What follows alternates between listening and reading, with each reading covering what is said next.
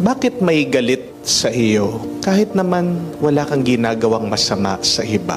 Bakit merong taong ayaw sa atin ngayong wala naman tayong kasalanan sa kanila? Ito po ang tandaan nyo. Kung wala kang kaaway, ibig sabihin, hindi ka pa ganon kahalaga.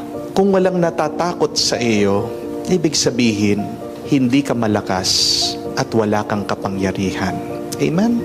Kung hindi ka pinagchichismisan ng iba, ibig sabihin, hindi ka bukod tangi. Kung pinagchichismisan ka, ang ibig sabihin, gwapo ka at maganda ka kaysa sa kanila. Kung may nagbabato sa iyo, ibig sabihin, mabunga ang buhay mo. Kung may nagsasamantala sa iyo, ibig sabihin, may kayamanan ka. Kung may nagbababa sa iyo, ibig sabihin, umaangat ka sa buhay. Kung may nagsasantabi sa iyo, ibig sabihin, natatakot sila sa iyo. Kung sinisiraan ka ng iba, ibig sabihin, sikat ka. Kung minamaliit ka ng iba, ibig sabihin, nasasapawan mo sila. Hindi ka sisiraan ng isang tao kung sira ka na. Sinisiraan ka ng iba dahil may mabuti kang ginagawa. Kapag hinahanapan ka ng mali ng iba, ito ay dahil may tama kang ginagawa. Bakit may galit sa iyo kahit wala ka namang masamang ginagawa? Ito ay dahil may masama sa kanilang isip at puso. Kasi kung mabuti ang nasa isip at puso ng iba, ang makikita nila sa kanilang kapaligiran, sa lahat ng kanilang nakakasalamuha, ay mabuti. Kung mabuti lang ang laman ng ating mga isip at puso, makikita din natin ang grasya, ang milagro ng Diyos na nangyayari araw-araw sa ating buhay. Remember that, my dear friends.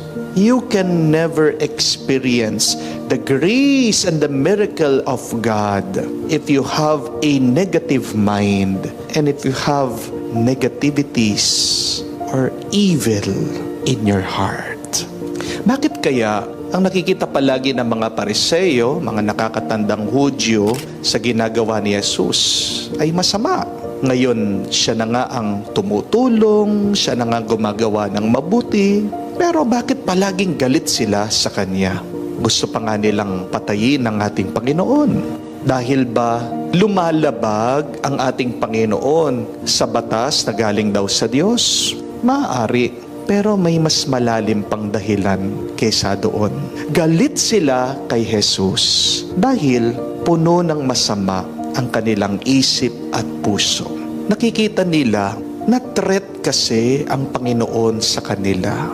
May pride ang mga Pariseo. Ayaw nilang nasasapawan sila.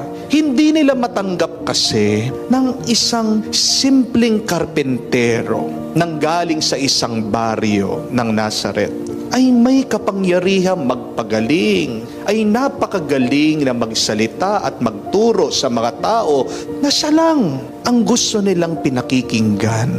Natatakot ang mga Pariseo sa kanya kasi nakakagawa siya ng himala at ng milagro. Mga kapatid, napakahalaga pong suriin natin ang ating mga isip at ang ating mga puso araw-araw. Baka naman, barado na ito sa kasamaan. Baka ito ang dahilan, kaya nahihirapan din tayo na makita natin ang kabutihan at ang milagro ng Diyos sa ating buhay. And when you fail to see God's goodness, you will live miserably in this life. Remember that. When you fail to see the miracle that God is doing, you will always feel angry. Be like Jesus. Be positive in the midst of the negative people in your life.